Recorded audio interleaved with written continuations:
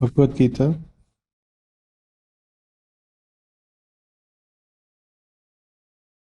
thank you. Chapter 2, verse 12. न त्वेवाहं जातु नासं न त्वं नेमे जनाधिपाः न चैव न भविष्यामः सर्वे वयमतः परम्.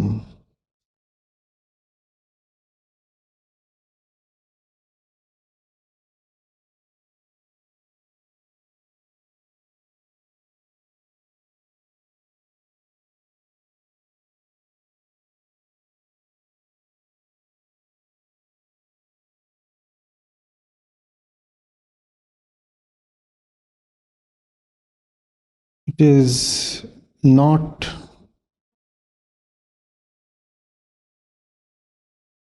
as if there was a point in time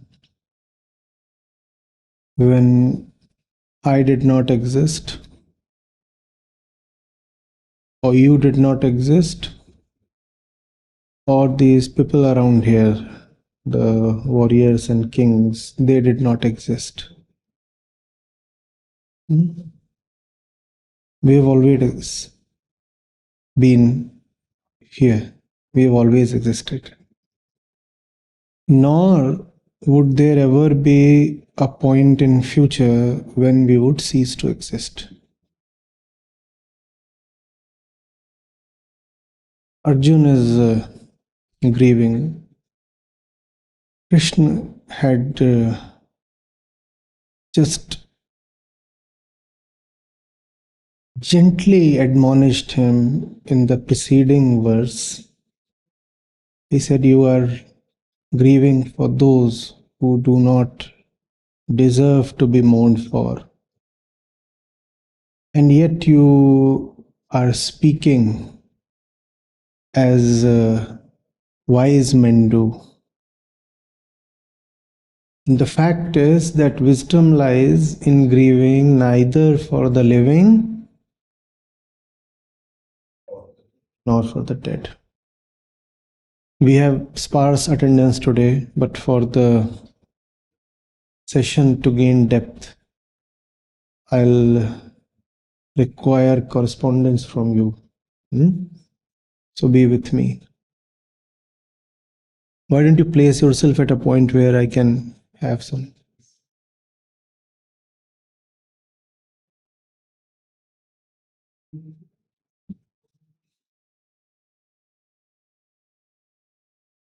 Is difficult for me to speak just to the cameras. I require some living feedback. Right. So in the preceding verse, we said that Krishna, keeping in mind Arjun's delicate emotional situation, just very gently chided him. And he said, "What is it, this Arjun? What is this vacillation, this mental infirmity and immaturity? How come you are mourning for these people? They do not deserve your grief, right? And yet you are confident that your actions are born out of wisdom. The fact is, wisdom lies in grieving neither for the living nor for the dead." Now, there was a beautiful statement, and we deliberated over it for a couple of hours.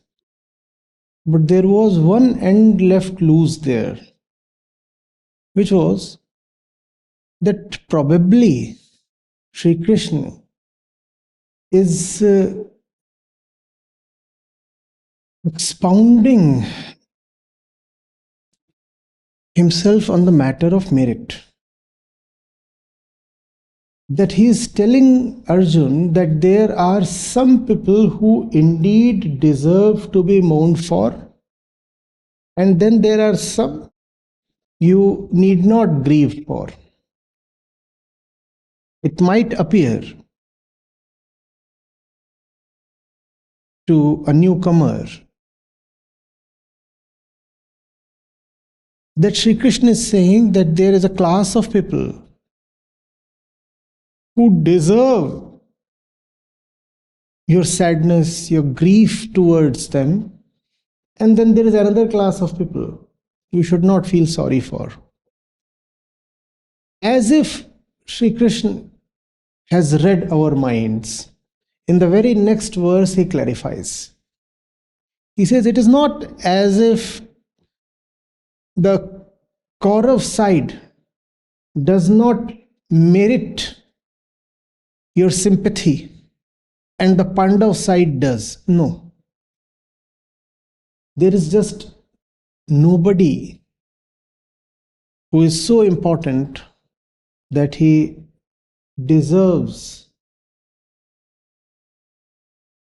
your sadness, your happiness,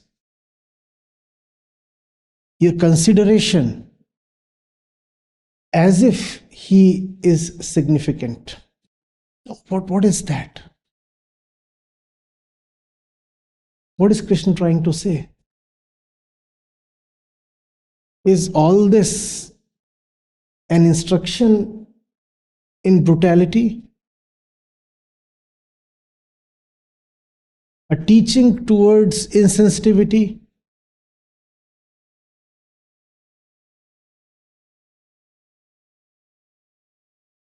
A facilitation of cold-blooded murder? Nobody deserves your feeling, your sensitivity, your sympathy, your compassion. The wise one, grieve neither for the living nor for the dead. Let there be no grief. Do as you please. Is this what Krishna is trying to say? If you quote selectively, this is what you may succeed in proving. And people have done that. If you just pick up verse 11,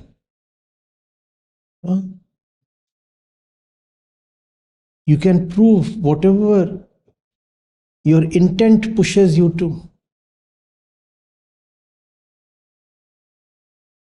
But if you really want to understand why Krishna is advising Arjun not to grieve, you will have to pay attention to the verse we have taken up today. Right? What is Sri Krishna saying tonight?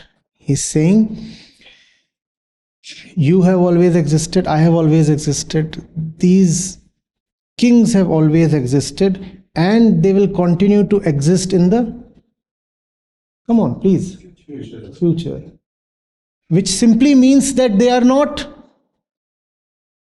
if I have existed and I continue to exist in the future, then I am not dying. I'm not dying at any point. I'm not dying at any point. So, not dying at any point. What does Krishna mean by that? Is he saying that the beings over there are immortal? That they are the ultimate Atma itself? They have always been there. Today, at this moment, they are there in front of your eyes, and Sri Krishna avers that they will continue to be there in the future as well. That sounds a bit like Atma, because we have had the tradition of saying that Atma is Amar, right? So these beings have been there, they are there, they will continue to be there. Is Krishna telling Arjun that all the people around them are immortal? No, something far more significant, far deeper, far more shocking, and far more difficult to accept. Are you ready to take the real import of what Sri Krishna means? Shri Krishna is saying nobody exists. How can you kill them? He's not saying they're immortal. He's saying they don't exist at all. You are looking at them as existent. You are believing in the particularity and specificity of their existence, which we call as individuality. You are believing that as individuals they exist, which means you are believing in the individual I. No, it is not there. Go and probe Arjun and check for yourself. Where is the I? You will find flesh and bones. You will find soil and dirt. Show me where is the I. The fact is, when you grieve for them, you grieve for their I. Right? You grieve for their I because you want to believe that their I exists. You know, Arjun, why you want to believe their I exists? Because you have a tremendous stake in believing that your I exists. If it is shown for good that they do not exist as individuals, it is then concurrently demonstrated that even you do not exist as an individual. And that's what your non-existent ego is so afraid of. You are not grieving for them, Arjun, then you are grieving for yourself. You are grieving for the loss of their self. The self that does not exist at all. But the problem is that if you accept that the self, the little self, the ego that is, that does not exist at all, you will have to also immediately, spontaneously, as a corollary, accept that even you don't exist at all.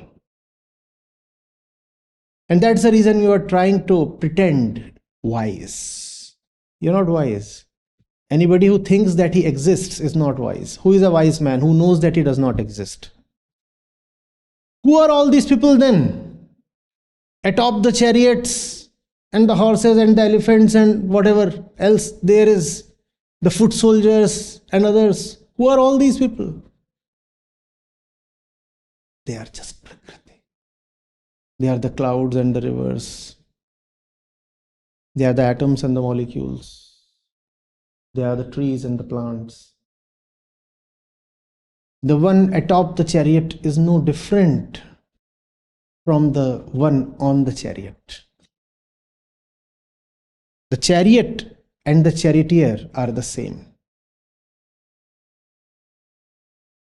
The horse, the chariot, and the charioteer are just the same.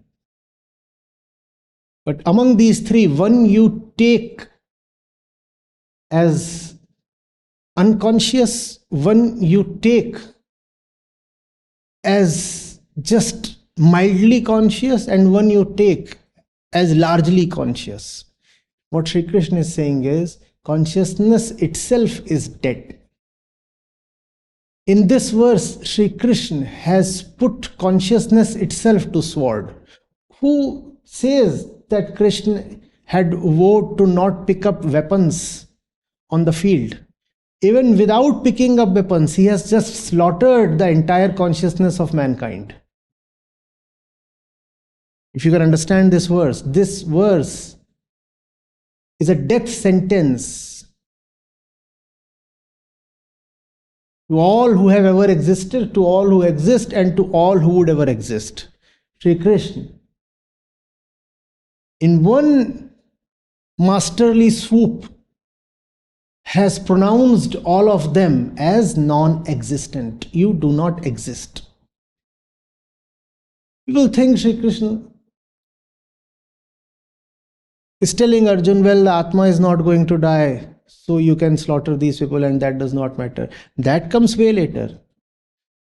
Because Arjun is anyway not concerned that he is killing the Atman. He is concerned that he is killing the individual. And Krishna is telling the individual does not exist. There is nobody who has taken birth. It is just a random aggregation of stuff. Atoms, molecules have come together and formed this system that you are calling as living. There is nothing living in it. This is just a conditioned machine. So I said the chariot is the charioteer.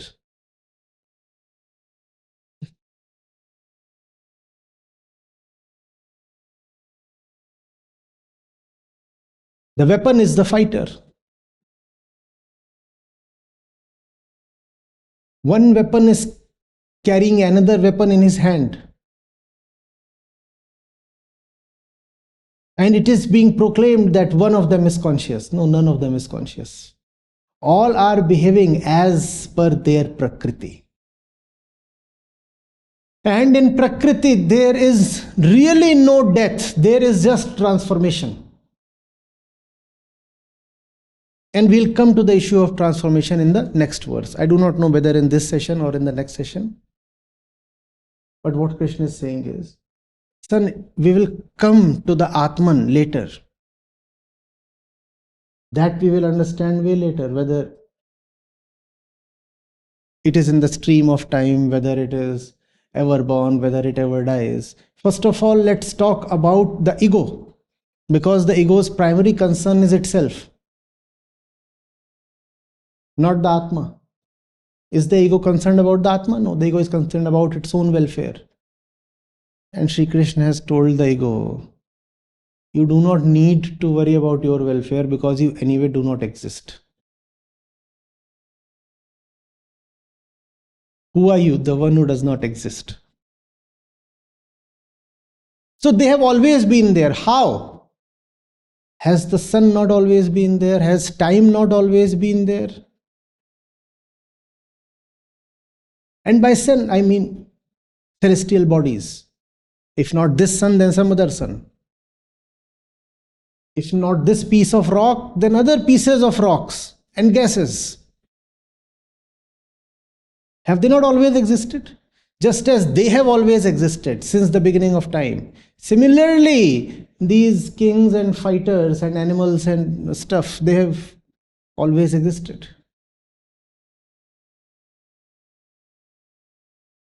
So is there no difference then between me and the rock? No.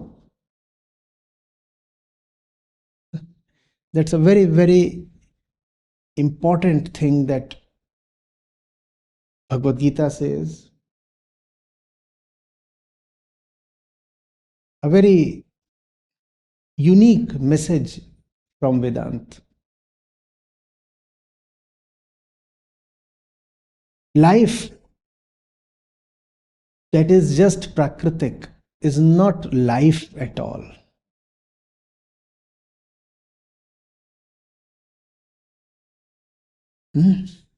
Life is when you are free of the Prakritik life. Therefore, the emphasis in Vedanta is not on Jivan but on Jivan Mukti. Please understand. Vedanta gives two hoots to your Jivan, which is life.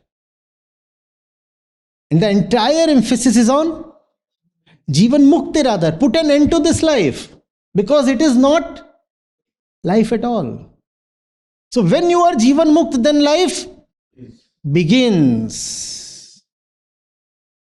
When you are not Jivan Mukt, still you think that you are Jivit, that you are a Jiva. You do not exist. But you keep harboring the grand illusion with vanity that I am existent. I am, that's the ego. That thinks that it is, but is not. You are not. Arjun, you are afraid of killing them, and I am scratching my head wondering whether they... How can you kill them when they are not alive in the first place? How can you kill them when they are not alive in the first place? This is the import of this verse. They have always been there. They have always been there even when the first man was not there.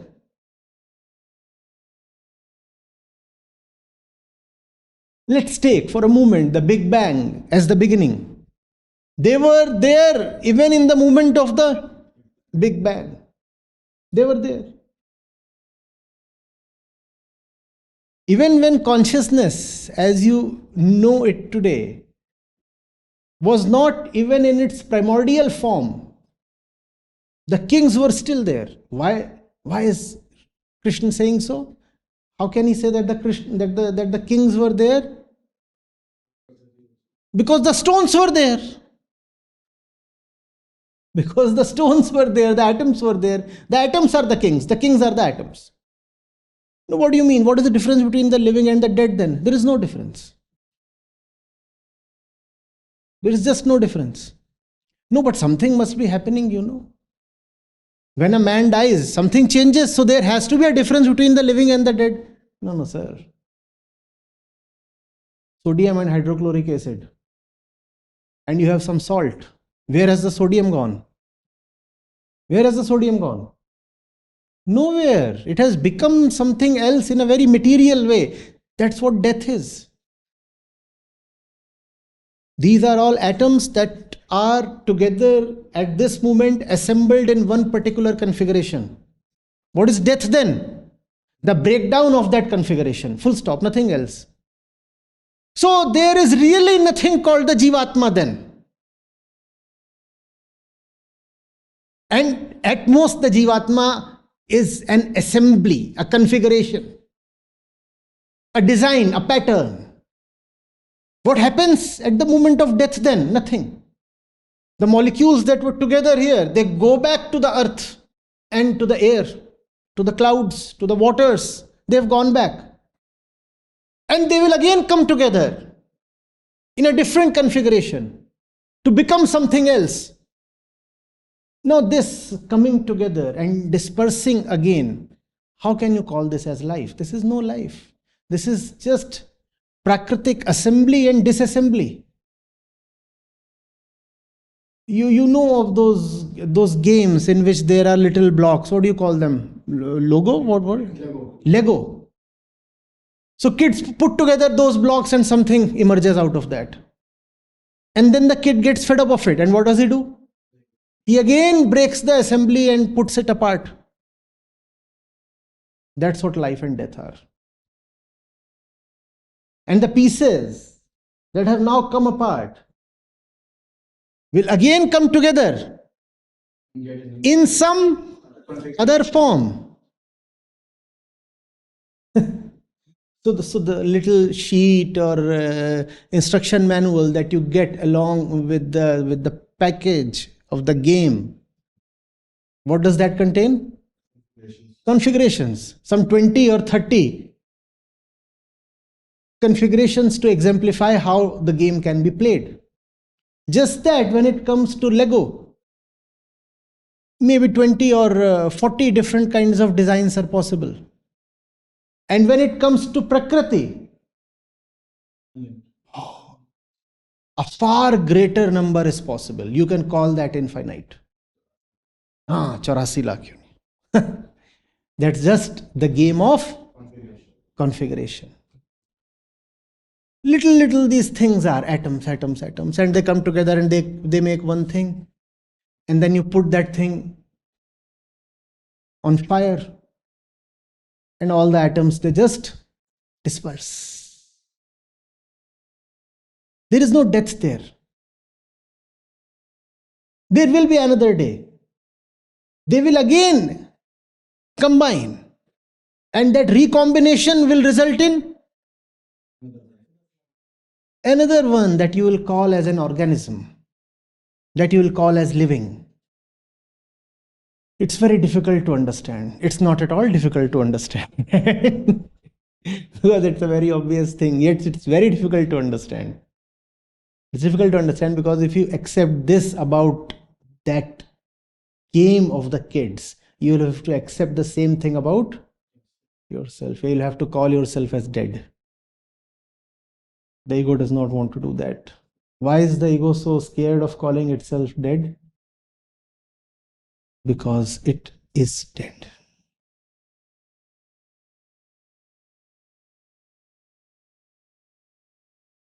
And those, very funnily, who have come alive, take pleasure in calling themselves as dead. Mohe marana ka chao. This is a man truly alive.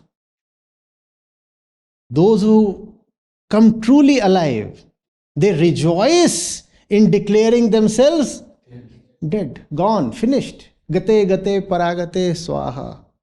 I'm gone. My name is Tathagat. I'm gone.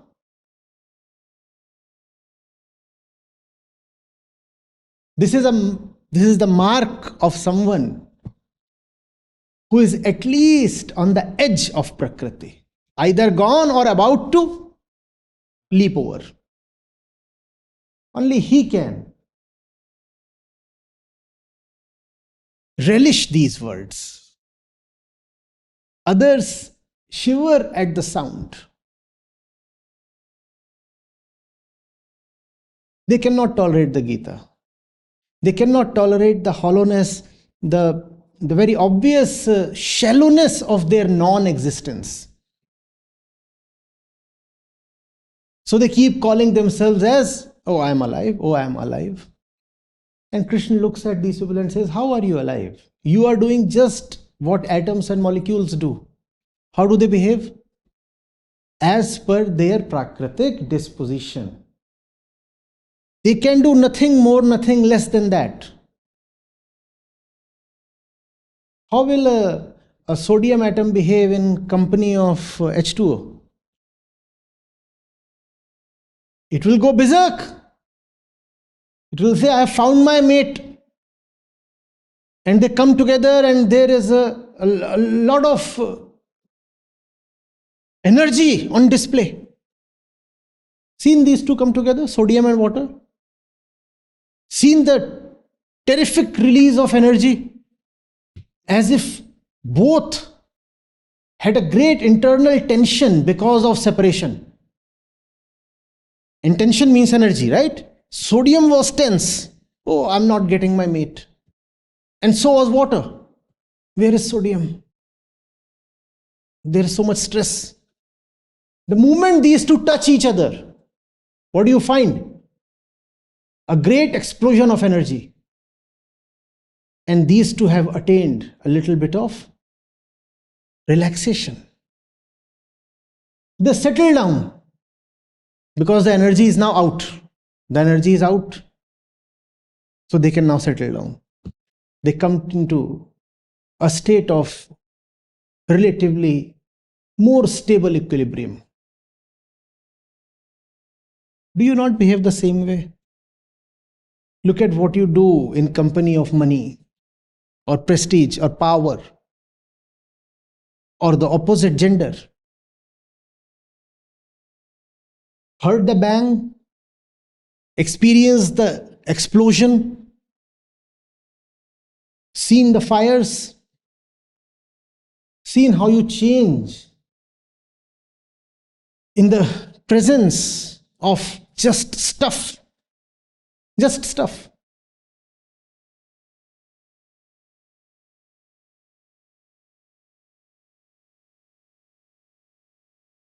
There was this master. One day, as he sat to lecture, he kept a pile of gold biscuits by his side, probably on the table itself, here. Here's the master. And here are the biscuits.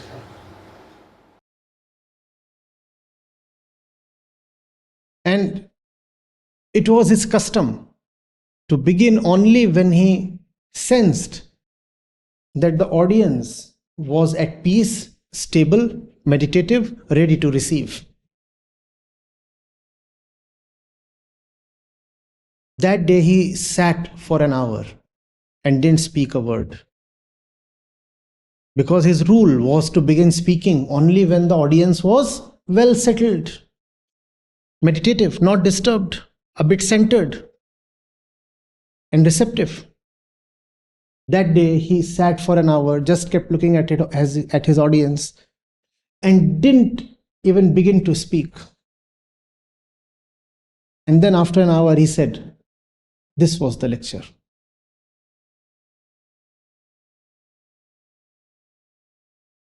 This was the lecture. We are atoms. Today you reacted with gold. Today you reacted with gold. And since you are busy reacting, how do I speak? There is nobody to speak to. That's non-existence. There is nobody to speak to. And this was a demonstration of your non-existence.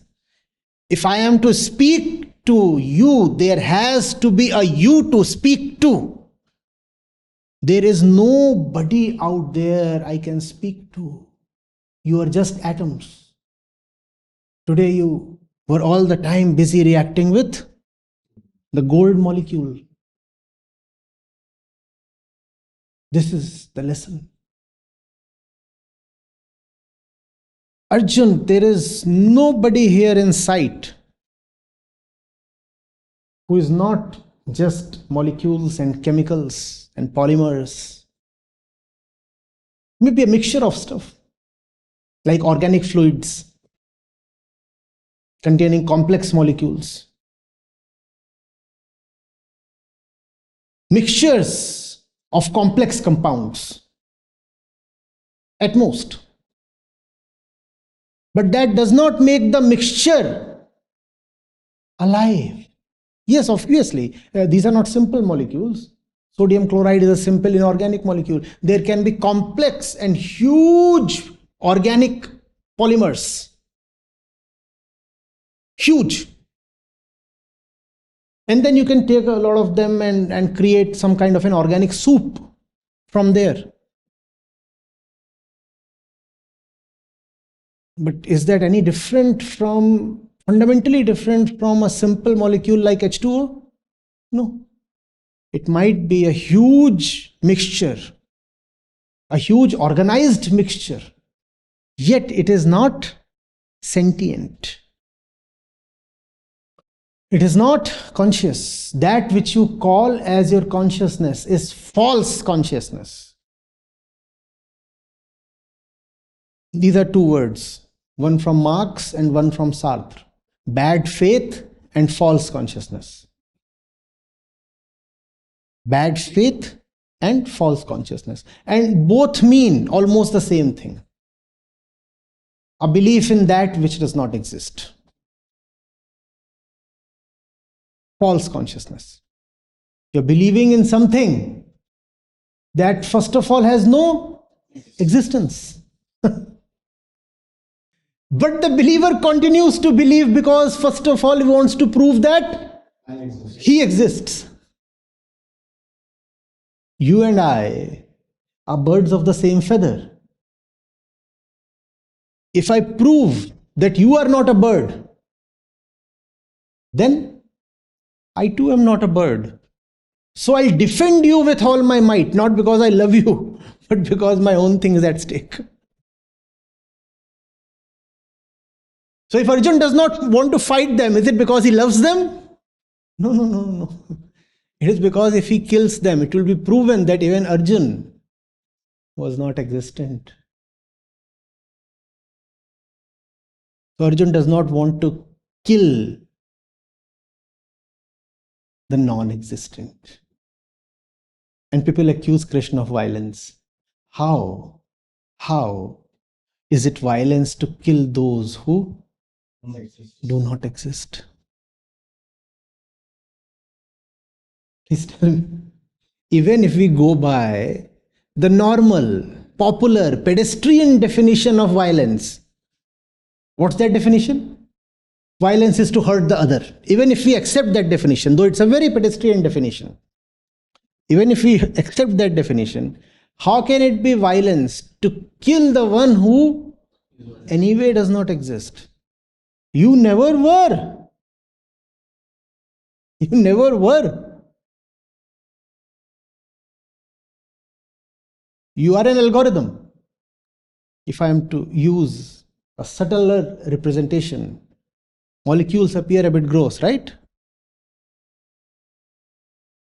Either I could say you are an assembly of molecules, or I could say that you are just a design, a pattern, or an algorithm. How is it violence to delete a computer program? How is it? Huh? Rohit has been thinking so hard whether he should uninstall a few apps or not. Because that would mean that he has killed those apps. Now, how is this funny? How is this funny? If it is funny only for someone who is truly alive, like a Krishna. He can find this funny. Because he knows that people are like apps. Think of all the people to whom you matter in some way or other. Are you not like an app to them? An app that performs a specific function. You are apps to people. You are uninstalled and you will be uninstalled. And that's all right. And that's all right, because that's what apps are for. So that's okay. But the thing becomes a bit comical when somebody starts weeping. How do I uninstall this app? That's violence. For me to grieve over you, first of all, you must exist. Else it's like grieving over somebody who died in your sleep. And you all must have had nightmares in which somebody close, somebody loved, indeed does die or faces harm. Have you not had those dreams? And in the dream, there is a lot of vexation. You actually experience the pain of bereavement.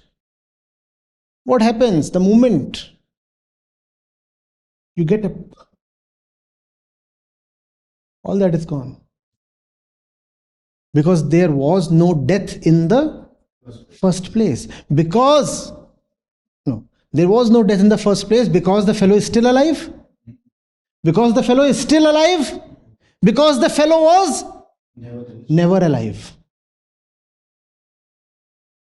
You need not grieve, not because the fellow is still alive, but because the fellow was never alive.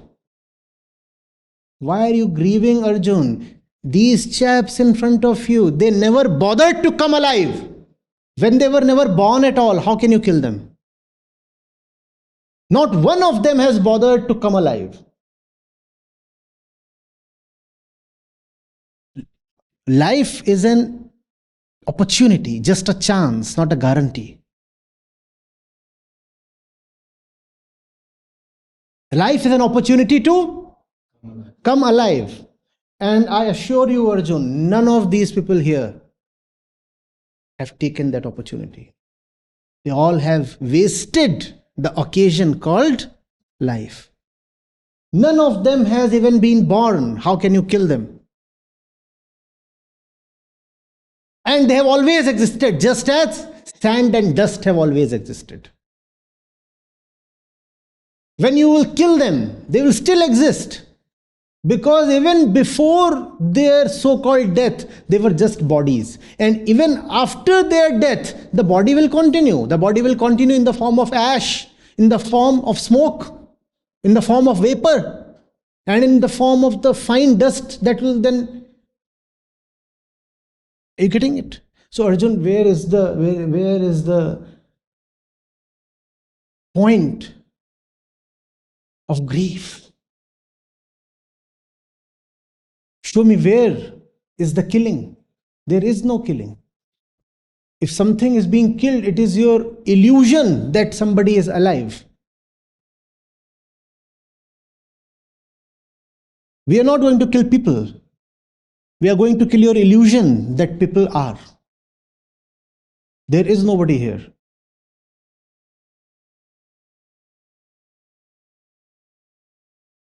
They will continue to exist in future. How? Because the body is immortal. Oh, what's that? What's that? Sir, what did you just say? Come on, is that a Vedanti speaking? Yes. Yes. The body is immortal. There is a difference between timelessness and immortality. Note this down. Prakriti is immortal, Atma is timeless. Prakriti is immortal, Atma is timeless. What is it that then begins and ends in time? That's called the illusion that has the name of the ego. Prakriti is immortal, Atma is timeless. The ego begins in time and ends in time. Prakriti is the unending stream. You cannot locate its beginning. You cannot spot its end. That's Prakriti, immortal.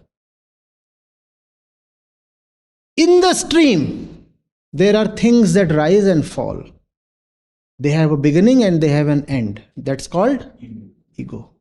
And then there is that's outside the stream. That's called Atma. So the body is immortal. The body is, what is it that dies then? But the ego was never born. So the knowers have said, death is an illusion. Only that which was never born succeeds in dying. Only that which was never born succeeds in dying. The body is immortal. How is the body immortal? Come on, show me. Kill the molecule over here. Kill it. You cannot. Kill this molecule. Anybody wants to try? Try killing a molecule. Can you? You can at the most disintegrate it. You can split the atom. Right? You can attack the nucleus.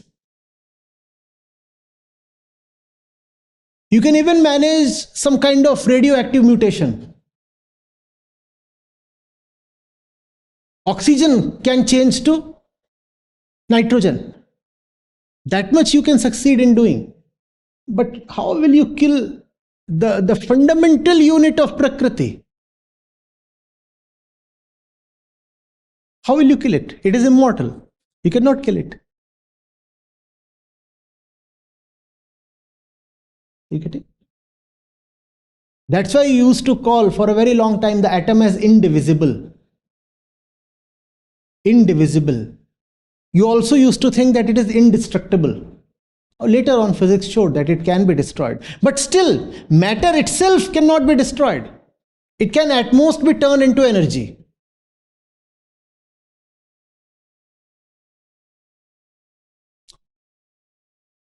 You have now come upon mass energy equivalence, which is not destruction. So the atom is immortal. Don't call it the atom, call it an electron. Don't call it an electron, call it a string or a quark or whatever. But whatsoever is the fundamental unit, that is immortal. At most it can change its form. From matter it can turn to energy, or you can come upon its dual nature. You can say, oh, it's matter and energy, sometimes matter, sometimes energy. But you cannot say it is gone. So Prakriti is immortal. You read the verse again. Now you'll understand what Krishna is saying. I have always existed, so have you, so have these kings. And there shall never be a time in the future when we shall not exist. Now replace you, I, and kings with atom or Prakriti. That's what Krishna is saying here. You, I, and these kings, they are all Prakriti. So what are you weeping over? We are all just Prakriti. You're all just Prakriti. The game will continue. Sorrow is needless, just as ego is needless. There exists no vacancy for the ego.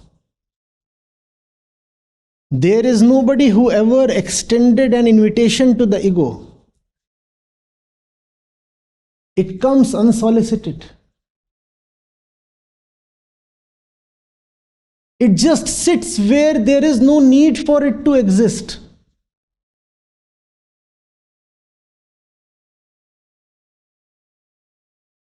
The daily business of the world can continue beautifully even without the ego, but the ego exists.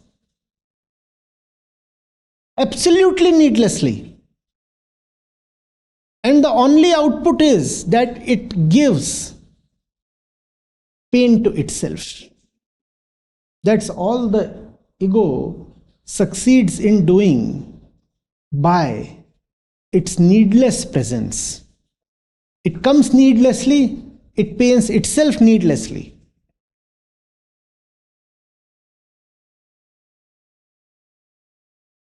Are you getting it?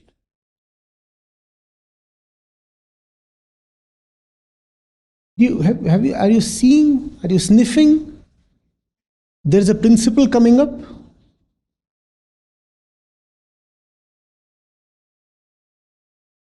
What is the definition of the non-existent? What is it that does not have an existence truly? In the spiritual sense, that which does not have a use. Ask yourself, is this really useful? If it is useful, then it can be called as existent. Otherwise, its removal cannot be called as death. If it does not have a use, its removal cannot be called as a loss. Death is loss, right? If it does not have a use, its removal cannot be called as a loss. It's a question that often arises in philosophy. What are the characteristics of truth? So very cleanly and classically speaking, it is said truth can have no characteristics. But those who have tried to make the answer a bit more practical have said that the greatest characteristic of the truth is that it is useful. If it does not help you, it is not the truth. If it is merely a complex articulation of a principle, it cannot be called as a truth. It has to be useful. And that's the reason the truth has been worshipped. In many foolish ways. Fine, I understand. In many foolish ways, in many forms and names, the truth has been worshipped.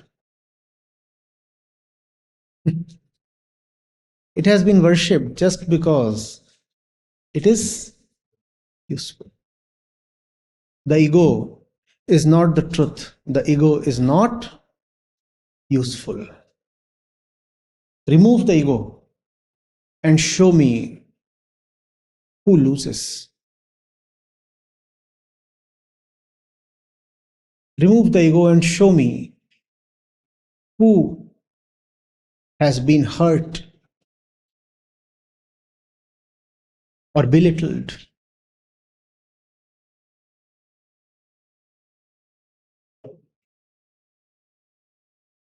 The one who feels hurt and belittled is itself called the ego.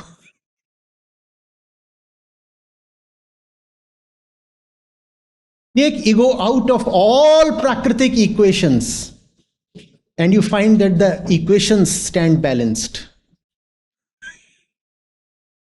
What is it that makes the equations in Prakriti imbalanced? Ego. If you find something imbalanced somewhere, there must be ego either on both sides or at least on one of the sides.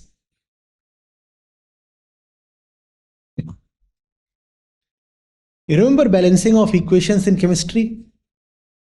Right? You used to balance, these three things combined to produce those two things. Yet they have to be balanced, because if there are 7 carbon atoms on this side, there must be 7 on this side also. Matter cannot be lost, so you used to balance them. Did you require the ego to balance them? And if there is something called I on either side, and by I do not mean iodine, I mean ego. If there is an I, a small I, but nice, in mathematics, a small I denotes an imaginary number, so that's the ego. An imaginary quantity. So there is an I on both sides or either side. It will be impossible to equate or balance.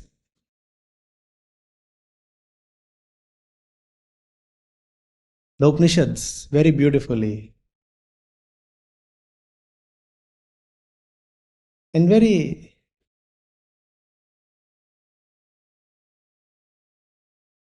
mystically put it. They say Brahma or Atma is the balancing tail of the universe.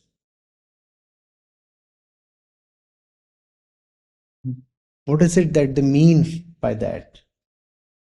What they mean is that removal of ego is what balances everything. Brahma is nothing but the absence of ego. Brahma by itself is no particular object.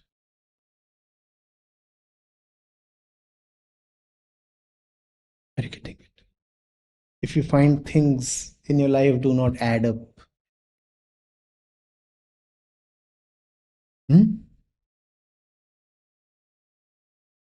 it certainly indicates the presence of a small. If there is something that stands disturbed or imbalanced,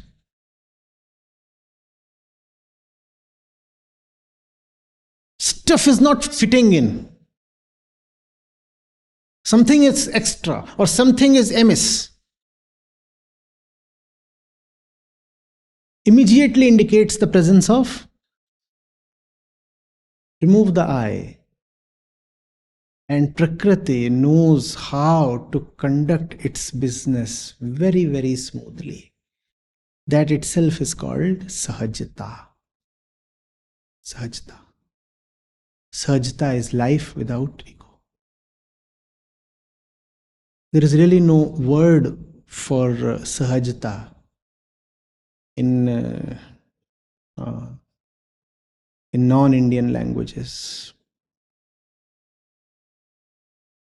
Approximately, they called it spontaneity. But spontaneity is not really Sahajta. Sahaj they also call as uncaused or spontaneous. But Sahaj has a ring to it that none of its counterparts have. Sahaj. Balanced, egoless. The ego is that which does not exist yet barges in. Is it? We cannot say. Is it not? We cannot say. What we know is that it need not be. If you say it exists, that's not true.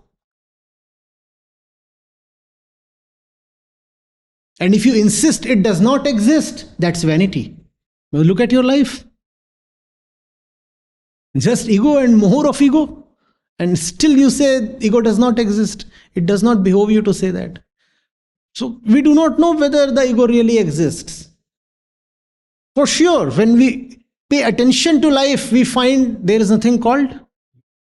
Had there been something called ego, we wouldn't have managed to be attentive. Can there be attention in ego? So the very presence of attention proves that the ego does not exist. If the ego were really to exist, nobody would have managed to be attentive even for a second. Equally, you are not always attentive. So the ego is there. When you are not attentive, the ego is there. Inattention, when you want to find out ego, there is no ego to observe.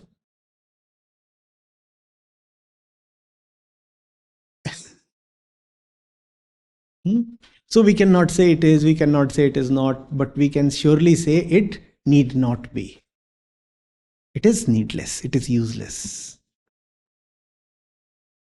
It is needless, it is useless. Why then must this war be fought?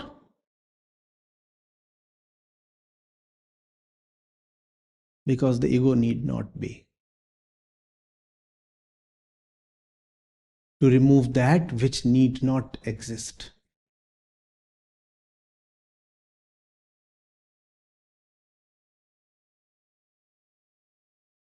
Somebody has broken into the party. Some rowdy gatecrasher.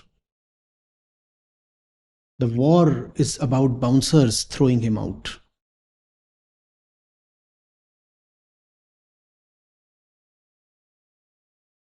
What do you do if somebody barges into your room? What do? You push him out. That's what the Mahabharata war is all about. You're not killing people because people cannot be killed. You're putting an end to that which should anyway never have existed or begun.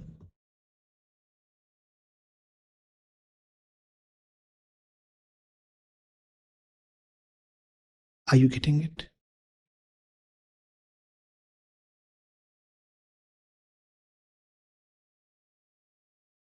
If ego exists, it is just like a brick.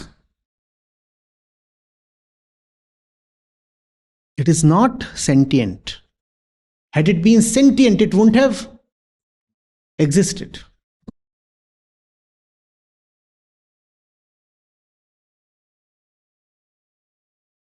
If you break a brick, if you shatter it into pieces,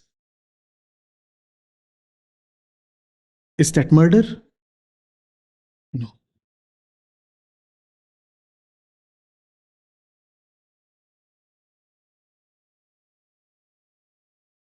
But remember that this brick called the ego is capable of great nuisance. It is infectious.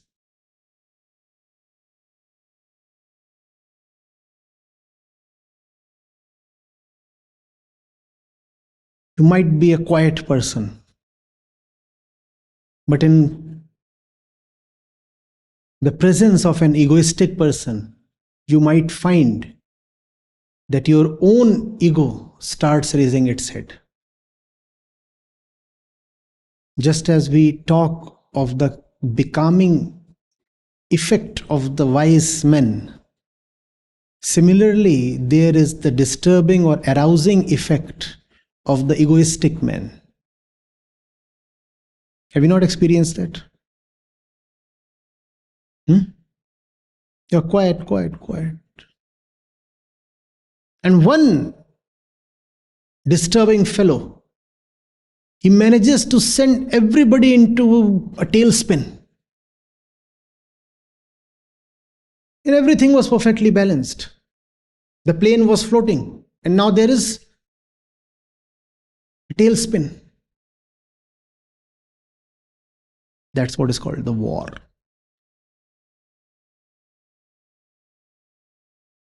Who will win?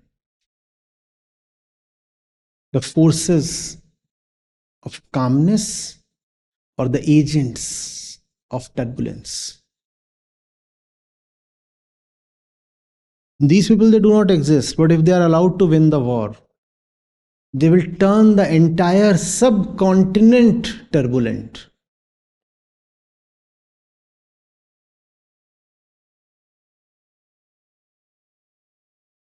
The ego might not exist, but it suffers a lot, does it not? That's the funny thing about the ego. not even being alive. It lives a life of misery.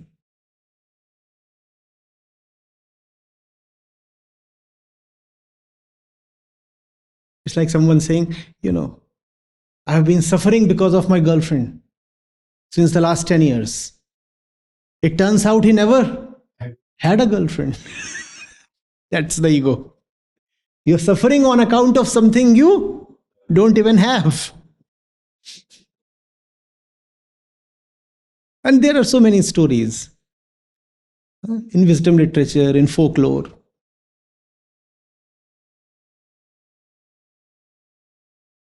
A fellow had to be cursed. There was something vile he might have done.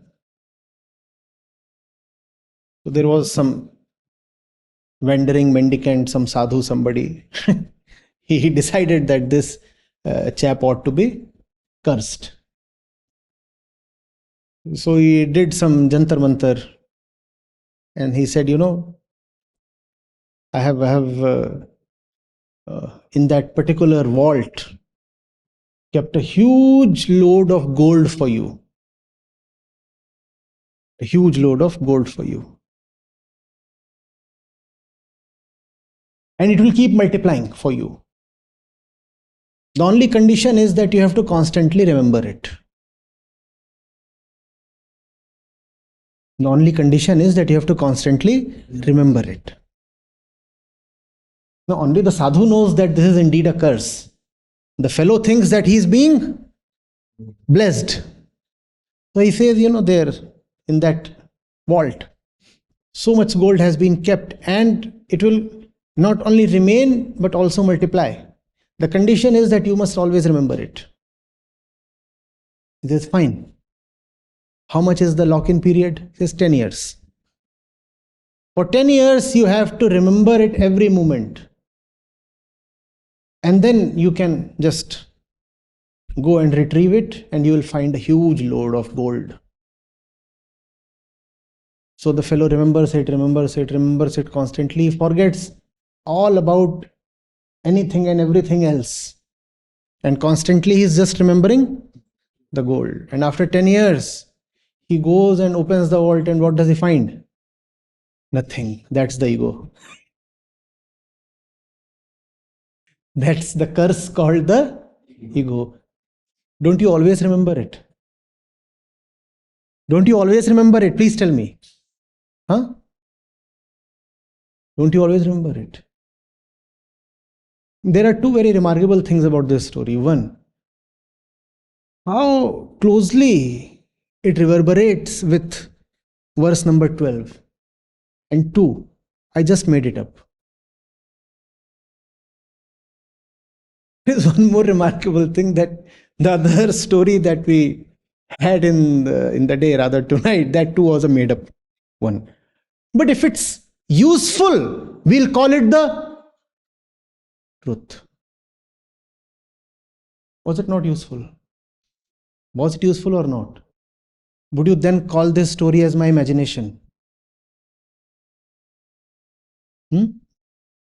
That's truth. Did it help or not? And I'm not talking of superficial help. I'm not talking of painkiller like help. I'm talking of existential help. Has it not brought you face to face with something very important in your own existence? That's called the truth. And that's the ego. The fellow was lucky. He was let off after just 10 years. We are sentenced for life. We have to constantly remember the ego. And we think it is something very precious. And we want it to constantly multiply. The fact is that irrespective of the number you multiply 0 with, it remains 0. The ego cannot grow because it never was in the first place.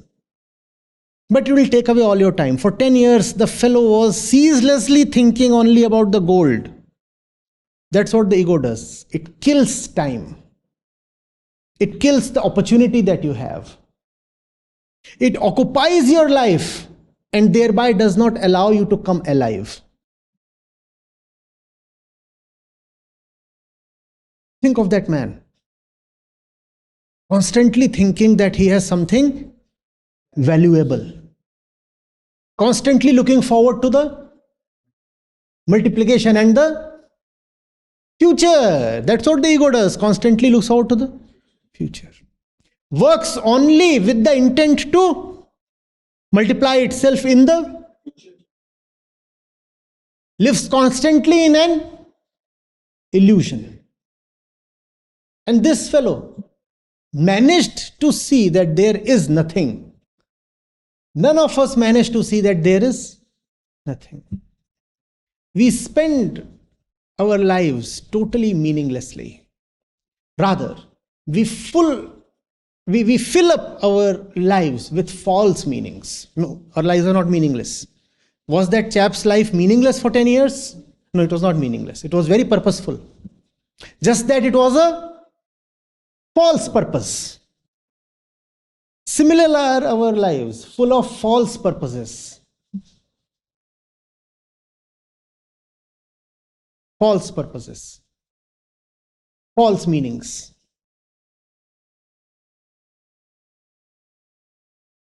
And that deprives us of the sahaj meaning that Prakritic life has. You know, in some sense, if you are completely Prakritic, you are Mukt. That's why these two things always go hand in hand. When you are Atmasth within, you are Prakritist outside. Now, being Atmasth really does not mean anything tangibly. So all that is tangible is the free flow of Prakriti in your body and mind. If that is there, then you are Atmasth.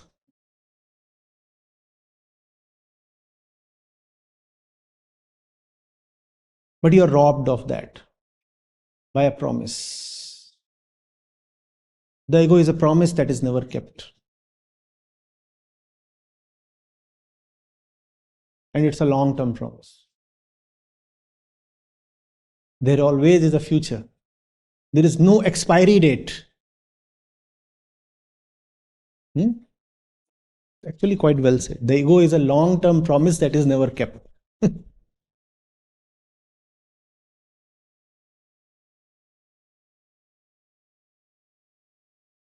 It's like having a huge FD on auto renewal.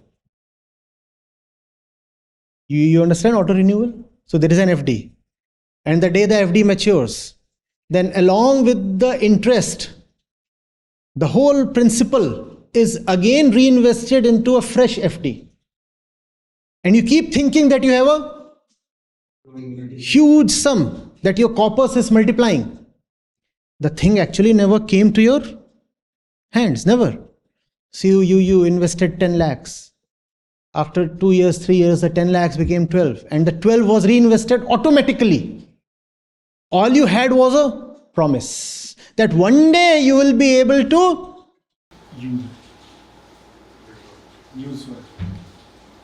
break the FD, retrieve the money. That day never comes. The day never comes.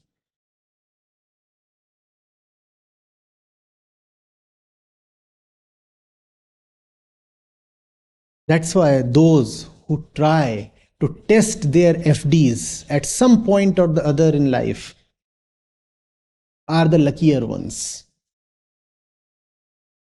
Either they test it or some contingency forces them to break the FD. Those are the lucky ones. Because they get a shock. When they go to the bank to retrieve their money, what do they discover? There is nothing, they never had any money. They are the lucky ones.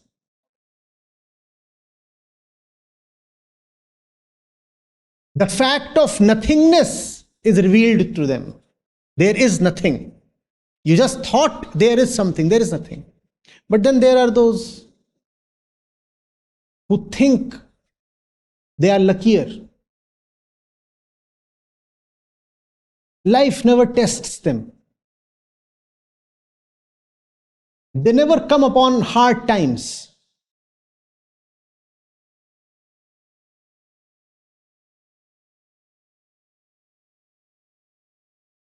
So they just keep believing. The ego, therefore, is just a belief. Just a belief. If you test it, it comes short of your expectations. The fundamental expectation is that there is an ego. Even the fundamental expectation is not kept.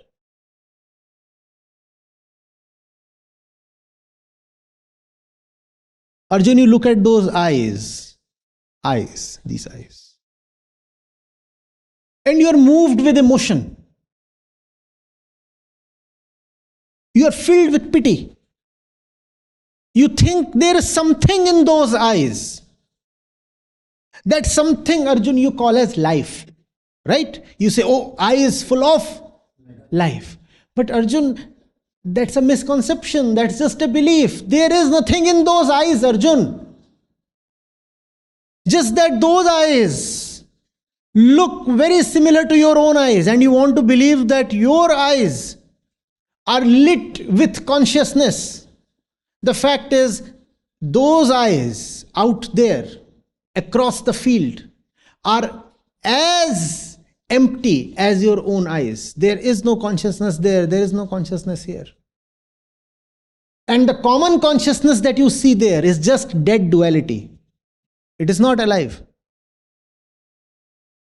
Iron pieces get attracted to a magnet piece. There is a correspondence between the two things. One thing surely perceives the other thing. Do you call that life? No, that's not life. You throw up a stone, it comes down. Earth attracts it, and the stone too attracts the earth. Is that life? No, that's not life. Just because two pieces of matter take cognizance of each other, that makes neither of them alive.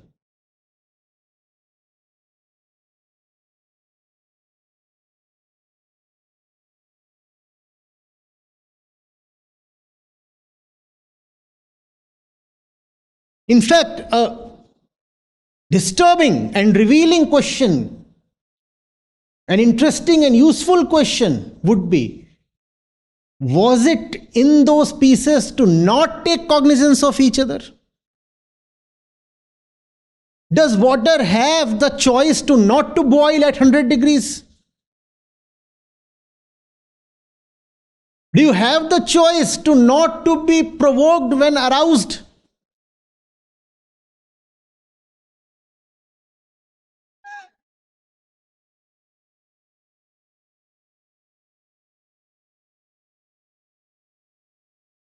Water is raised to 100 degrees, it boils.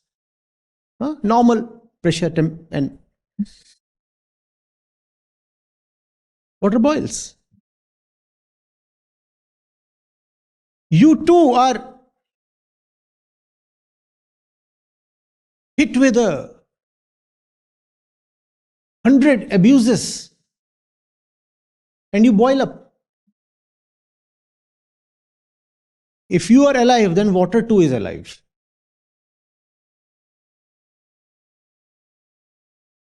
There's a man sitting here, and next to him is water on a boiler. Water in a boiler or water on a heater, something. There the temperature is rising.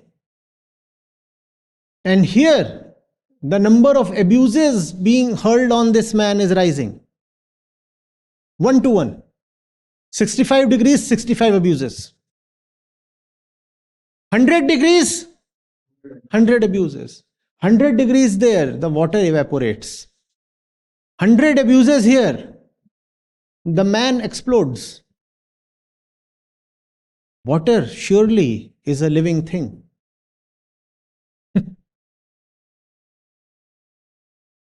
So that too is a thing of honesty.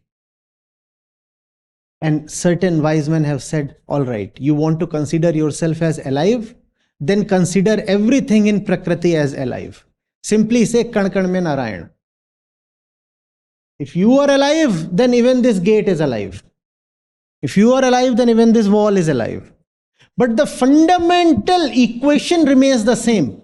You and the wall cannot be called as different. Krishna is saying the wall is dead, you too are dead. Others have said, if you are alive, then the wall is alive. Both are saying the same thing. There is no difference between you and the wall.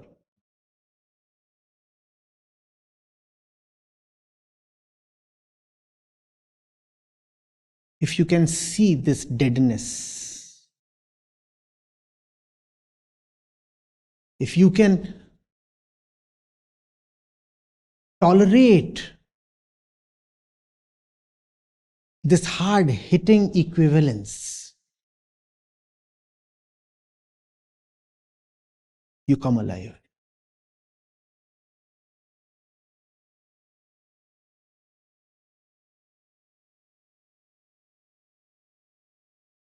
You must learn to see the dead in the living.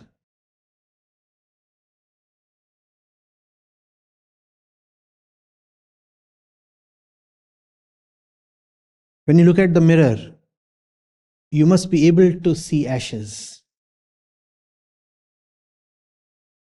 When you look at something that appears so enchanting, so mesmerizing, you must be able to see iron ore and manganese and zinc and copper and carbon.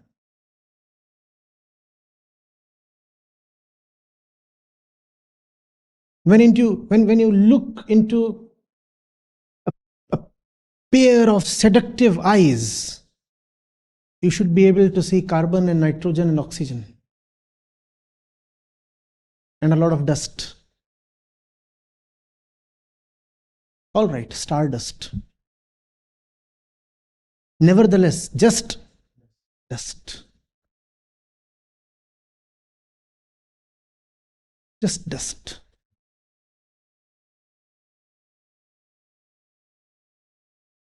Try practicing this. When something extremely, you're besotted with cars. Oh, that model, this model. When you look at a car, see iron ore.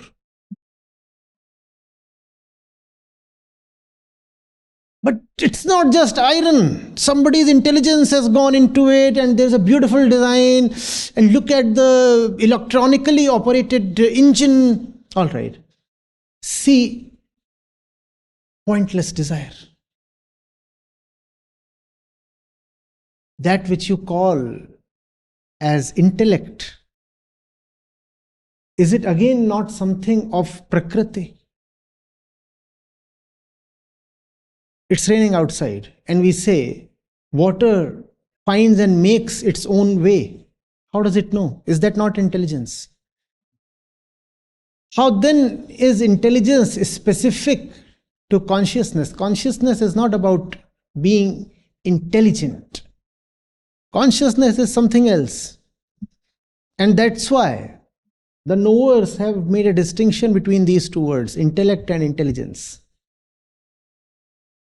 They say all the stuff that you have is simply a product of intellect. There is no intelligence in this. Water too has an intellect, not intelligence. What is the intellect of water? Find your way. Know what to react with, know what to avoid.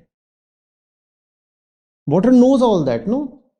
Is there a way you can force water to mingle with oil? No. The water says no. I know there's something I should not do. So, the normal displays of intellect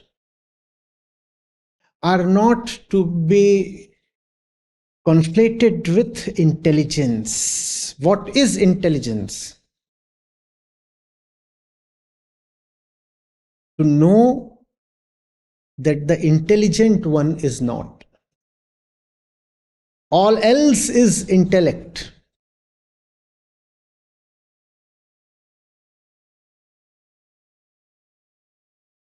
In Sankhya Yoga, there are 24 tattvas or elements. And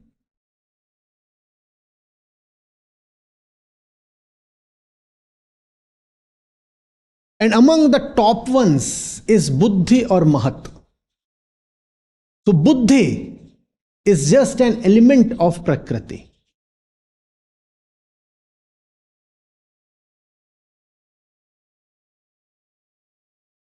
Just an element of Prakriti. It is counted among the Antahkaran Chatushtaya. Man buddhi chitta ahankar. Adi Shankaracharya immortalized them in his Nirvana Shatkam. They come from Sankhya Yoga.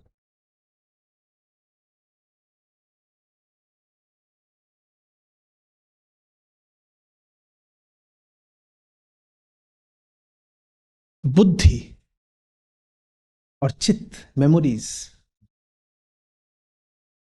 and ahankar, ego,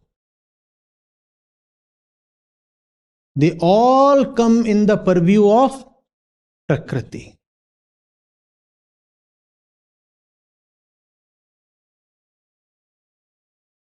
Five Gyanendriyas, five Karmendriyas, five Tanmatraएं.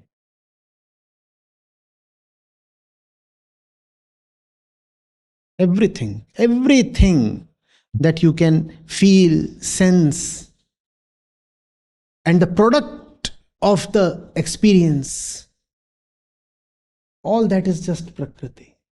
Where is life in all this? No life.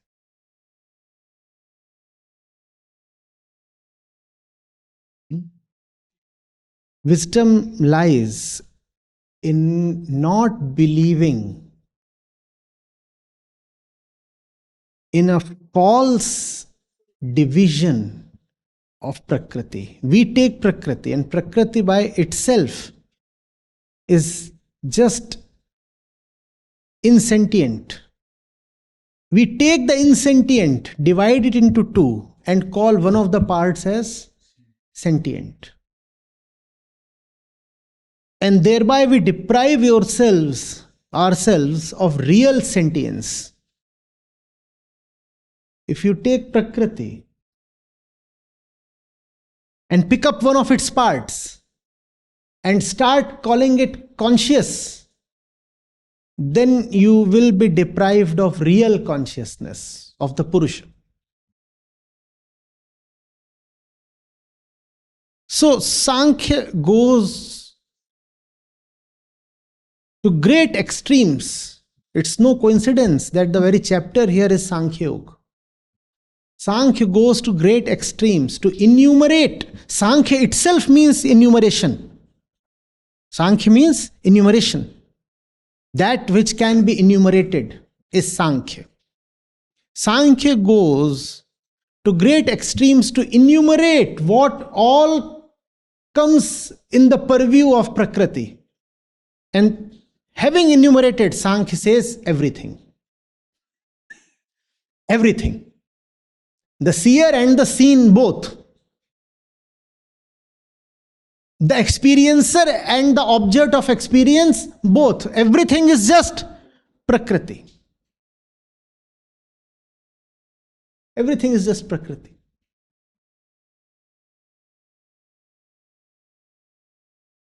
So why are you grieving, Arjun? A leaf has fallen.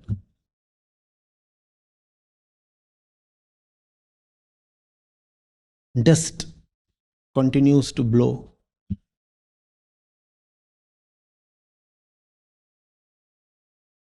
The grass grows, the wind blows.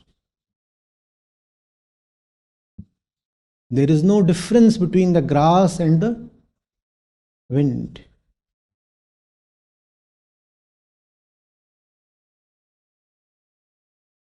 Are you kidding?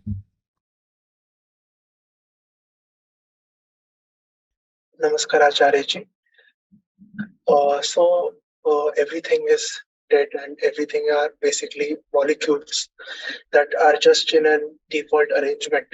So, can we say that Prakriti has induced us into a falseness that there are these biological senses and these compulsions that we have of our emotions? So, does observing these emotions and observing these compulsions and avoiding them, does that is that a first way to move towards being truly alive? Yes, observe them, but without blaming Prakriti or anybody. Nobody has brought you to this condition. You wanted to exist, therefore you gave yourself a condition. Anything that exists in some condition, right? Huh? So you want to exist, so sometimes you give yourself a good condition, sometimes a bad condition. Just observe. Yes, is that the entire purpose of life, is to just observe and then not be like just swayed away by it? The ego does not need an entire purpose of life. It's so much in pain and so full of immediate distress that it's enough for it to pay attention to its immediate surroundings. And the most immediate to the ego is itself. So words like ultimate mean nothing to the ego. The ego is like a patient on ventilator. If you talk about life after 10 years to somebody who is on ventilator, assuming that he is able to talk, it's quite meaningless. That fellow is looking forward to the next 1 hour. Will I see the next day? Will I survive the next hour? That's the ego. So much in distress that even the next 1 hour is difficult to predict or see through or navigate. It's fascinating how all this relates to evolutionary biology, like so much of it.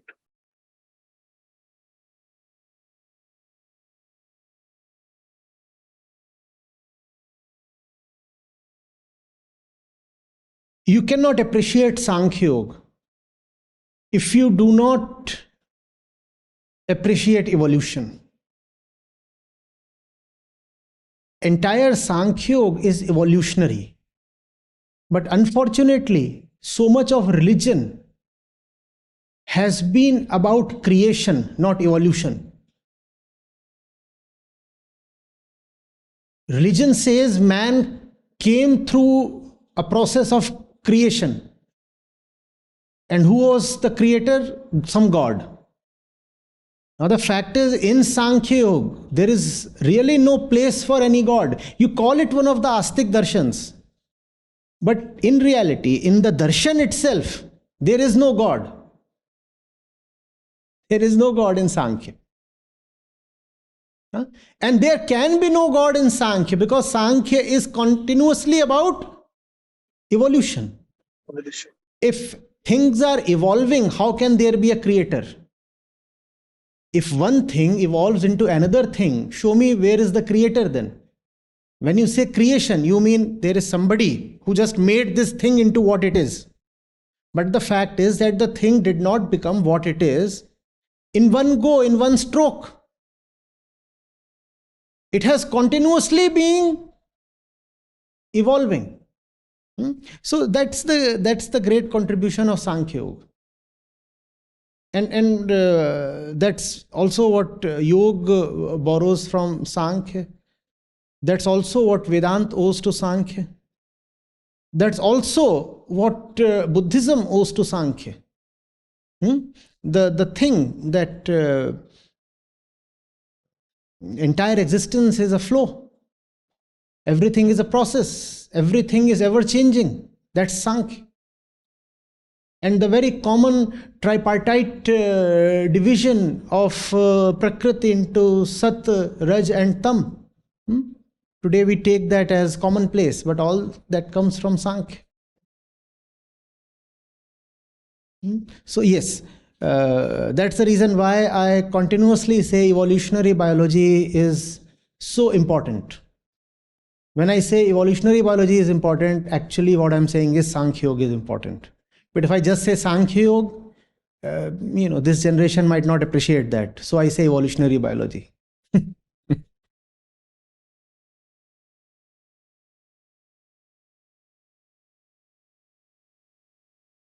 Dhanyawad, Acharya.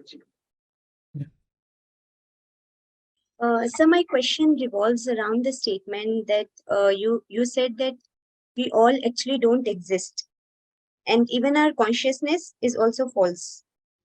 And if I look at Arjun at that moment, then even Arjun is being driven by his bodily tendencies only. So even he is dead, right? So to whom Shri Krishna is teaching at that moment. So what is still alive inside Arjun at that moment, even after being dead inside out? The dead man walking is the dead man suffering. He needs to be cremated. That's what the instruction is all about. You are already dead. Why do you continue to walk and suffer? Let's put you to rest. Let's cremate you. That's the Bhagavad Gita. The ego is the dead man walking. Dead, still suffering. Rather suffering exactly because it is dead. So that's a delicate thing to appreciate. You are not, yet you insist that you must be. You forcefully insist that you must be, and in that you create yourself. But your creation is needless, therefore you suffer. It's like a car already packed, full of 5 passengers. And those 5 are sufficient. They can deliver the goods. There is a nice network, a perfect equilibrium that those 5 passengers or 5 elements very ably serve. Then a 6th one tries to barge in. He says, I must fit in, I'm needed. Now this 6th one is outside Prakriti. But he forcefully enters the car. What does he do? He creates suffering. He is not needed, he is coming in and he creates suffering. Everything is proceeding very nicely. And then something happens. An unwanted intrusion. That's what the ego is about. A needless thing, and therefore a thing that causes suffering, obviously only to itself. We said today that it's a belief. And I'm fond of often saying the ego is the most fundamental superstition. So it's a thing of the mind. You remember the Abrahamic story about the origin of everything? So there is God and there is Adam. And to give Adam some company, there is Eve. And that's Prakriti. Adam, Eve, and the great garden. Appreciate the symbolism. There is Adam, there is Eve, and there is a great garden, and they are just roaming about happily.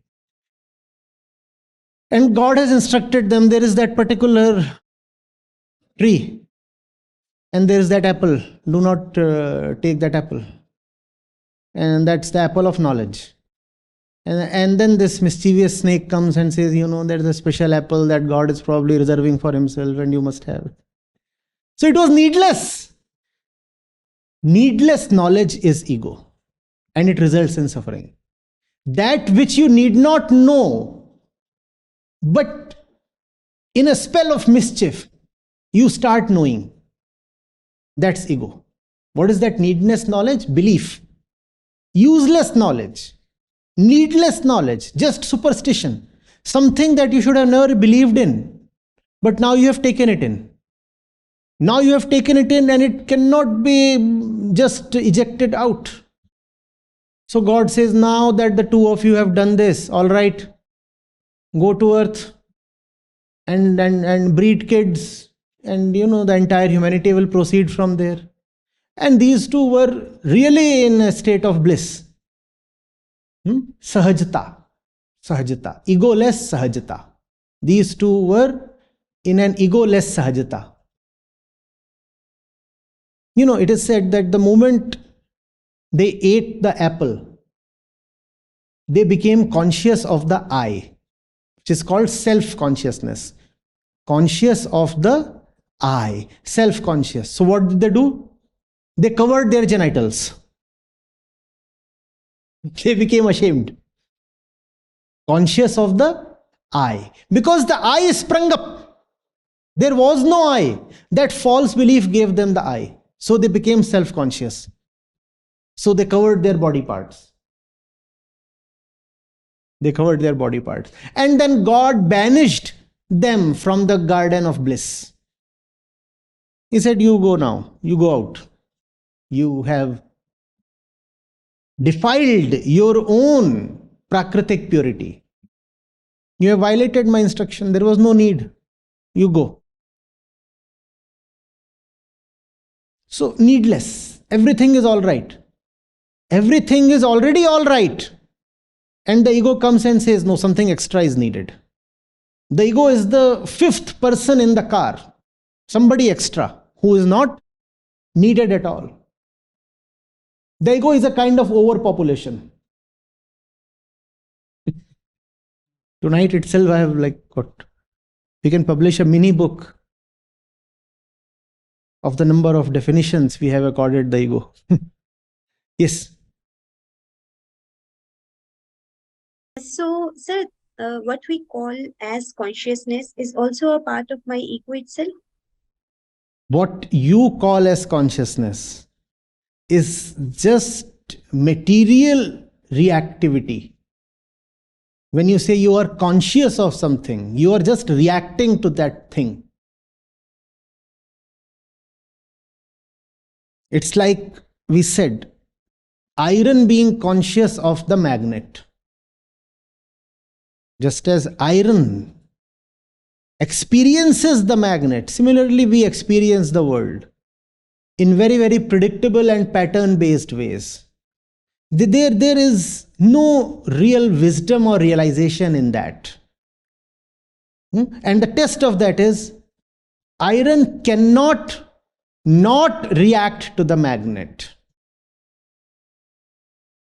Iron cannot not react to the magnet. And that's what is called compulsive reactiveness.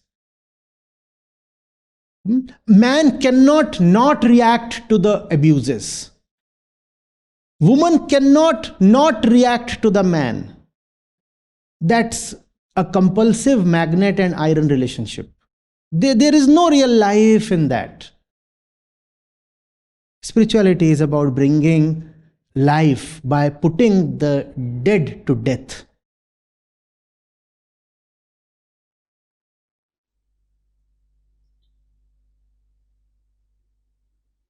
Okay, thank you so much.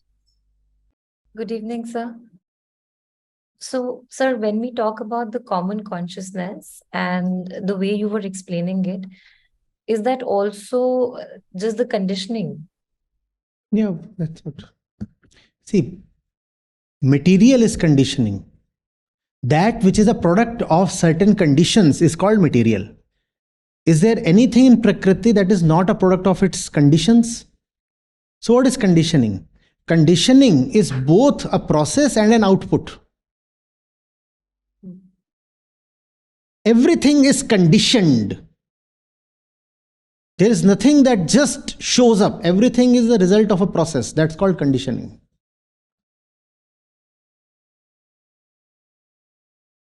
So when we say that, there is no difference between life and death in this way, in Prakriti, but can we still say that death is end of the reaction? Change in reaction, but that change is anyway always happening. You see, an iron piece experiences an attractive force towards a magnet, right? The iron is at a distance of 1 meter from the magnet, right? And the iron piece is drawn towards the magnet, and now it's at a distance of 0.5 meters from the magnet. What happens to the attractive pull? It grows stronger. Right. So something has changed. Changed, nothing else. That's not death. That's not nothing else. That's just change. In one condition, you were behaving in one way. Now your condition has changed, so you are behaving in another way.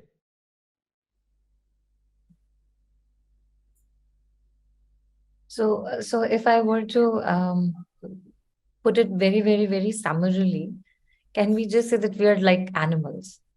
And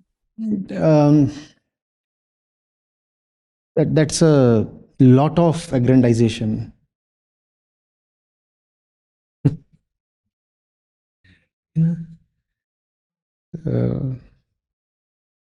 But yes, given that no animal ostensibly has enrolled in this course, we can say that and get away with that.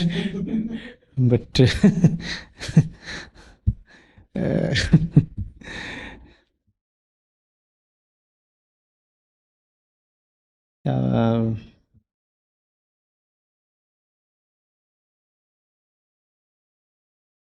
once, if you see people as people, you'll be very angry at them. If you see people as animals, you'd still have some expectations. But if you can see people as processes, the first thing that you will lose is anger.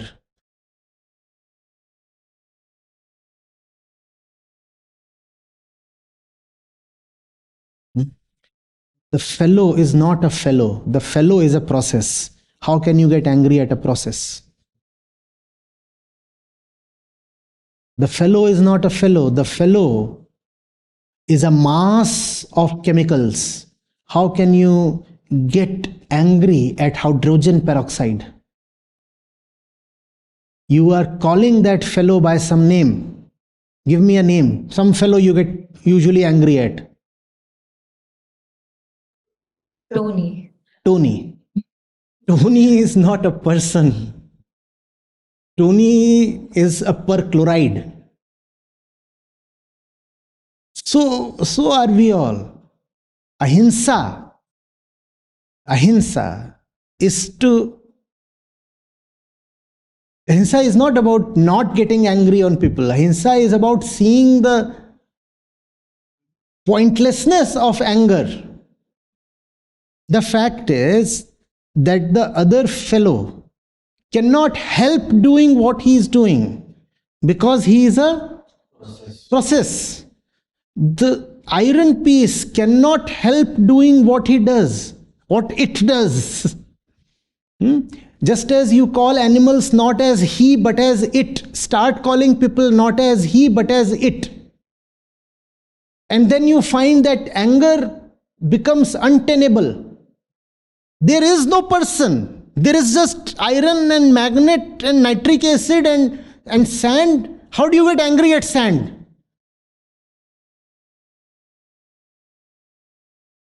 There is no person.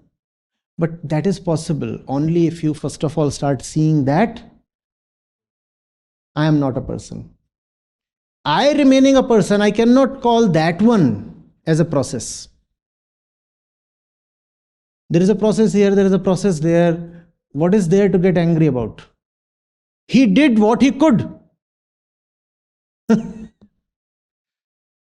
Therefore, I have been insisting continuously that consciousness, real consciousness, is choice. In a process, there is no choice. The fellow in front of you, how much of choice does he have? If he has no choice, why get angry? And if he has choice, then the mark of having choice is that you will not choose wrongly. And then you will not get a reason to be angry at him. Had he really had choice, he would have chosen rightly. And had he chosen rightly, you would have found no reason to get mad at him. Right? So if you claim that he is choosing wrongly, actually he is not choosing at all. There is nothing called right choice and wrong choice. There is just called the presence, something called the presence, and something called the absence of choice. Presence of choice is the right choice. Absence of choice is the wrong choice. When you find somebody making a wrong choice, please know that the fellow was helpless and choiceless. There was no fellow, there was just a process. Therefore, there was a wrong choice. No process has the capacity to choose something beyond itself. You do not exist. How do I get angry at you? You do not exist. How do I get angry at you? You are a mass without a center. Who do I get angry at? One cannot get angry at an amorphous mass of things. There must be some point to get angry at. You don't have a point. You don't have a center.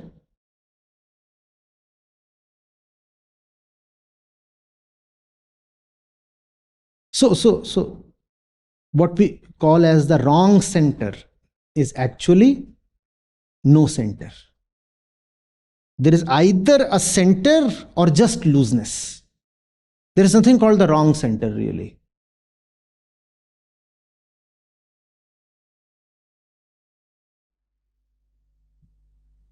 This also kind of answers my the question that I had. Ego is hell-bent upon identification. It is that's what Arjun is doing. And that's what Krishna is trying to make him acknowledge and recognize. What purpose does it serve for ego? Okay. Think of someone who's trying to gate crash into a party. What will he tell the doorkeeper? There is somebody inside, I know. Yeah. Right? So if you are to enter a party uninvited, you must continuously assert that you know the people inside. You must continuously be seen hands in hands with someone. Otherwise, the bouncer will throw you out. Are you getting? Okay. There is a hotel. You don't really have a room there. You don't really have a room there. Huh? Still you want to enter the hotel. What is it that you must continuously keep telling the hotel staff? I know one of the guests. One of the guests. And the fact is, you don't know any of the guests. So what do you keep changing? The names. The room number that you quote. And the names that you quote. Do the residents need to make up a story? No. But does the intruder need to make up a story? Yeah. Always. The ego is the intruder. So the ego always needs somebody's company to roam around. If the ego is found roaming around the resort campus, solo, all by itself, what will happen? It'll be thrown out. It will be thrown out. The only way it can survive inside the campus, the resort, the hotel campus, is by being seen in somebody's company. And then, the ego will be respected because it is with someone. The ego will be allowed to exist because it is with someone. So that's the only way the ego can survive, by being with someone. With someone.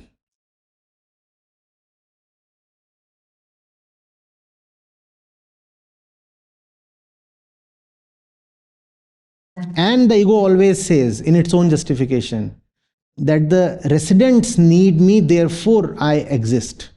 The fact is, even without the intruder, the residents are completely adequate, at rest, satisfied, balanced, in harmony.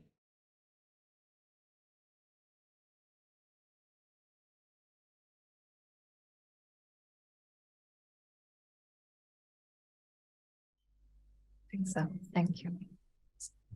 Good evening, sir. Sir, what I understood today about truth is that truth is something which should, which truth is truth when it is useful to us. That's what I understood.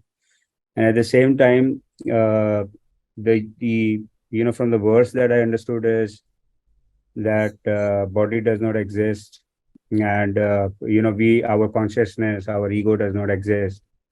So I was trying to relate this with the truth itself, and there is a usefulness of truth when there is a usefulness of something, when there's a truth. And for this verse, if I were to look at it from the usefulness standpoint, from my day-to-day purpose, how could I relate it with? So that's my question. I mean, in my daily activity or my daily affair, if I were to look at this verse and then try to find out certain usefulness, what could they be? And if I were to extract that truth. Who told you that it has to be useful in terms of augmenting or facilitating your pre-existing daily activities? The usefulness of truth lies in the fact that it destroys your definitions of usefulness.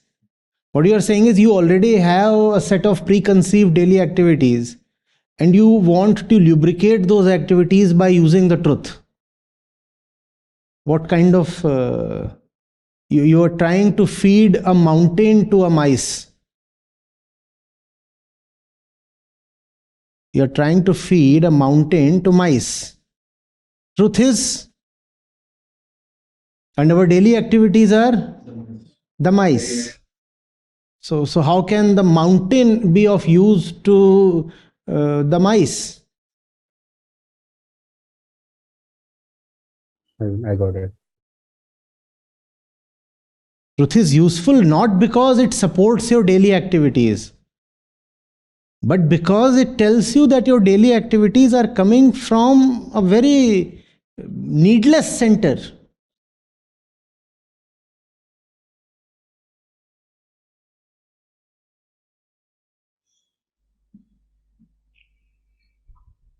Understood, sir.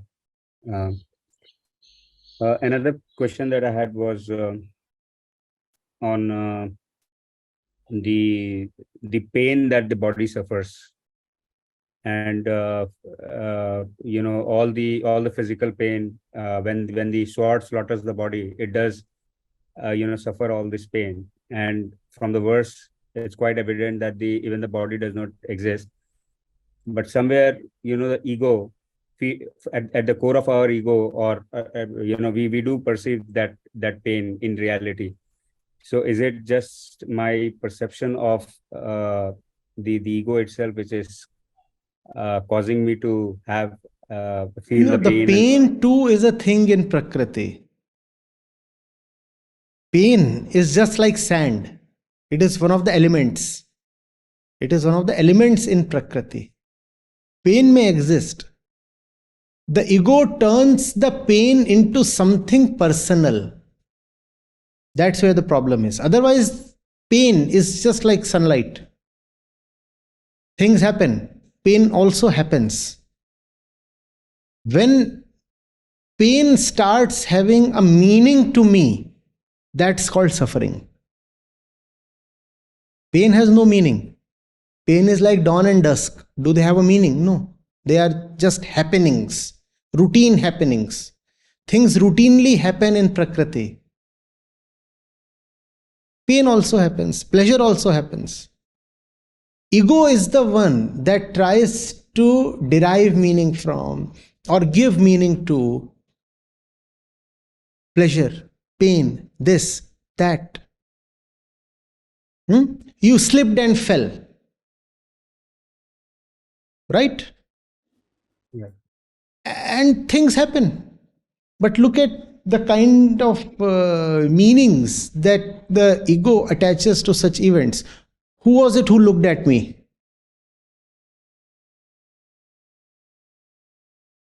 Who was it who looked at me? I am great, how can I slip? Who left the banana peel or the oil drops on the floor?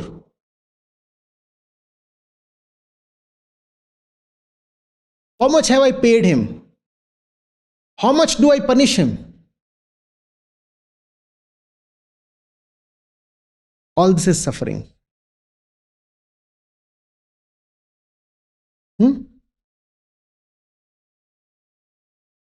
Was the CCTV camera working when I slipped? How do I delete the recording? This is suffering.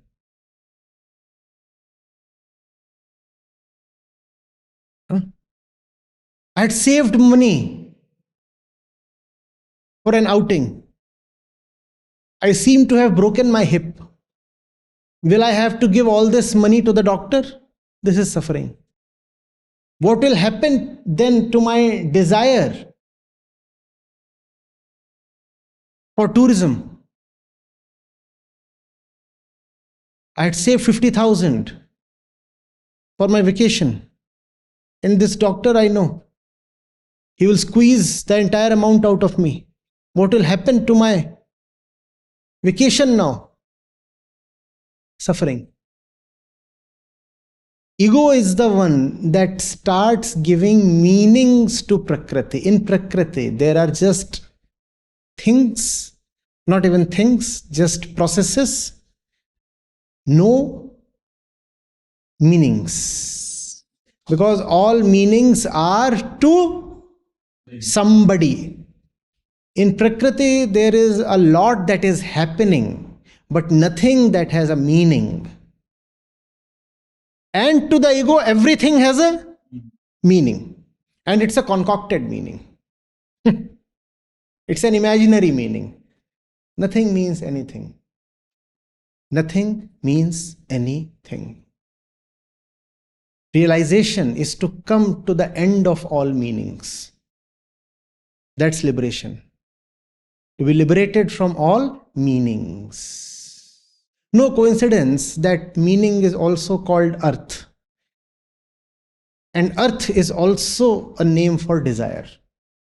All meanings include desire. Therefore, liberation is to come to the end of meaning, which is to come to the end of desire.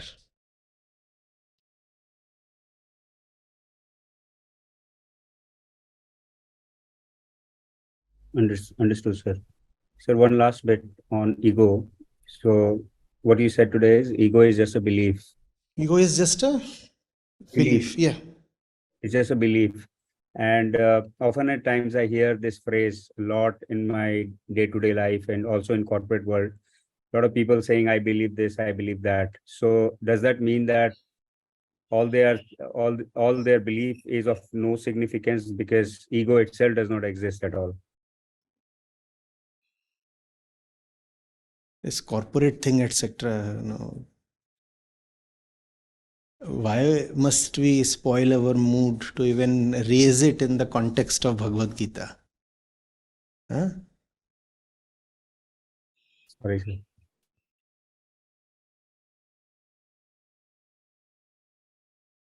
I'm sorry, sir. No.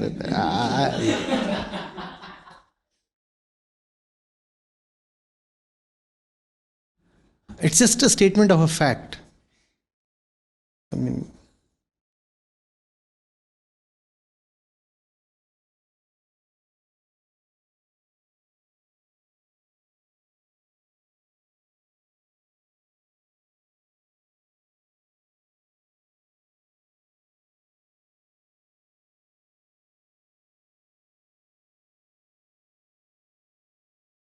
Yes.